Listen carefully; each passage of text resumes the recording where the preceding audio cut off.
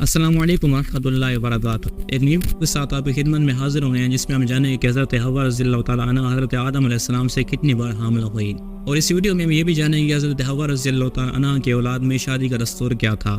نیز اس ویڈیو میں ہم یہ بھی جانیں کہ عورتوں کے اندر حیض کس طرح شروع ہوا۔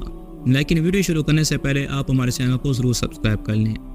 اللہ تعالیٰ نے حضرت آدم علیہ السلام کو جب جنت میں آباد کر دیا تو حضرت آدم علیہ السلام جنت میں اجنبیت اور تنہائی محسوس کرتے تھے، کیونکہ وہاں آپ علیہ السلام کو کوئی ہم جنس نہیں تھا جس سے آپ انسیت حاصل کرتے۔ اللہ تعالیٰ نے آپ علیہ السلام کی تنہائی دور کرنے کے لیے آپ علیہ السلام کے اوپر نیند طاری کر دی، اور نیند کی حالت میں آپ علیہ السلام کے بائیں پس سے نکال کر ایک عورت تخلیق کر دی۔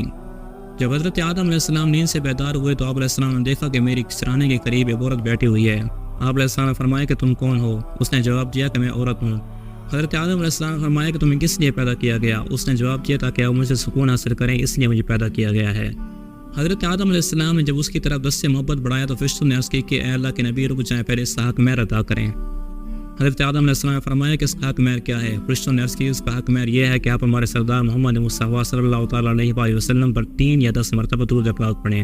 چنانچہ حضرت آدم علیہ السلام نے حضرت محمد مصطفیٰ صلی اللہ تعالیٰ علیہ وسلم پر درود پاک پڑھا، اور فرشتوں کی گواہی سے آپ علیہ السلام کا نکاح ہو گیا۔ حضرت آدم علیہ السلام ان کی بیوی حضرت حوا رضی اللہ تعالیٰ عنہ جنت میں رہا کرتے تھے۔ اللہ تعالیٰ نے انہیں ہر چیز کھانے کی اجازت دی ہوئی تھی، لیکن ایک درخت سے منع کیا ہوا تھا۔ ایک دن شیطان نے ان کے دل میں یہ وسوسہ ڈالا کہ اس درخت کو کھانے والا جنتی ہو جاتا ہے اور ہمیشہ کی زندگی پا جاتا ہے اور فرشتہ بن جاتا ہے۔ اس وسوسے کے اندر حضرت آدم علیہ السلام ان کی بیوی نے اس درخت میں سے پھل کھا لیا، اور اللہ تعالیٰ نے ارشاد فرمایا کہ تم جنت سے نکل جاؤ اور زمین پر چلے جاؤ۔ چنانچہ وہ دونوں زمین پر آ گئے۔ حضرت عبداللہ بن عباس رضی اللہ تعالیٰ عنہ فرماتے ہیں کہ حضرت آدم علیہ السلام ہند جبکہ حضرت حوا رضی اللہ تعالیٰ عنہ جدہ میں اتاری گئی۔ پھر حضرت آدم علیہ السلام ان کی تلاش کے نکل گئے اور ان دونوں کی ملاقات میدان عرفات میں ہوئی۔ حضرت اسحاق رحمۃ اللہ علیہ فرماتے ہیں کہ حضرت آدم علیہ السلام ان کی بیوی کی ملاقات 9 ذی الحجہ کو عرفات کے میدان میں ہوئی، اس لیے ذن کو عرفہ اور میدان کو عرفات کہتے ہیں، یعنی پہچاننے کی جگہ۔ اللہ تعالیٰ نے حضرت آدم علیہ السلام ان کی بیوی حضرت حوا رضی اللہ تعالیٰ عنہ کو اپنی خاص قدرت سے پیدا کیا، لیکن باقی تمام نسل انسانی کو ان دونوں کے ملاپ سے پیدا کیا، جیسے قرآن کریم کی سورۃ نساء کی پہلی آیت سے یہ بات ظاہر ہے۔ منقول ہے کہ حضرت حوا رضی اللہ تعالیٰ عنہ 20 سے 40 مرتبہ حاملہ ہوئیں، اور ہر حمل میں 2 بچے پیدا ہوا کرتے تھے، ایک لڑکا اور ایک لڑکی۔ حضرت آدم علیہ السلام ایک حمل کے لڑکے کا دوسرے حمل کی لڑکی سے نکاح کر دیا کرتے تھے۔ ایک تو یہ تھا کہ اللہ تعالیٰ کی طرف سے حکم تھا، دوسرا یہ کہ حضرت آدم علیہ السلام کی اولاد کے علاوہ کوئی اور انسان نہیں تھا جس سے آپ علیہ السلام اپنی اولاد کی شادی کر سکتے۔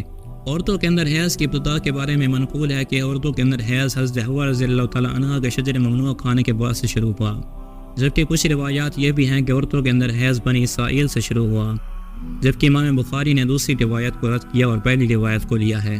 اگر آپ کو ہماری ویڈیو پسند آئے تو ہمارے چینل کو ضرور سبسکرائب کر لیں اور پہلی کے آئکن پر بھی ضرور پریس کر لیں۔ ملتے ہیں اگلی ویڈیو میں، تب تک کے لیے اللہ حافظ۔